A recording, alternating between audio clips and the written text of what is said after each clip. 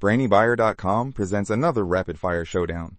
We crunch the specs, you make the call. Subscribing is the easiest way to keep this channel independent and data-driven.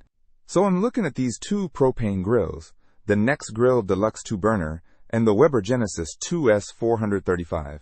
Big difference in price right off the bat. Yeah, the Nexgrill is way more affordable, around $265. The Weber, if you could even find it in stock, would set you back significantly more. Is it worth the extra cost? That's the big question. Well, the Weber's got 4 burners plus a side burner and a sear station, pushing out a total of 69,000 BTUs. The Nexgrill only has 2 burners with 28,000 BTUs, so definitely more power with the Weber. True, the Weber's cooking area is also larger, 646 square inches compared to the Nexgrill's 401.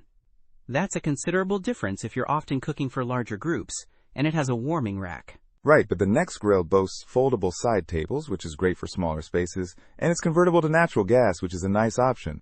The Weber, it's just propane. Good point on the space-saving design of the Nexgrill.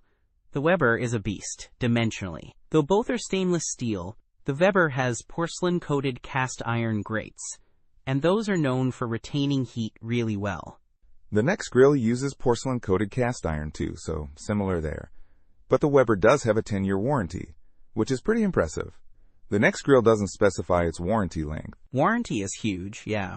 And the Weber is iGrill 3 compatible if you're into smart grilling. Plus, people seem to really love how evenly it cooks. But, and this is a big but, the Weber is currently unavailable. So even if it is better, you cannot buy it right now. The Nexgrill is available, much cheaper, and has decent reviews. True, availability matters. So if you need something now and are on a budget, the Nexgrill seems like a solid choice. If you're planning ahead and are willing to splurge, the Weber might be worth the wait and the extra cash, assuming it ever comes back in stock. Plus consider that the Weber weighs over twice as much as the Nexgrill. Okay, I think I have a clearer picture now. Thanks for helping me break it down. Don't miss out on our next in-depth review to help you make smarter purchasing decisions. Hit that subscribe button and the notification bell so you're always in the know.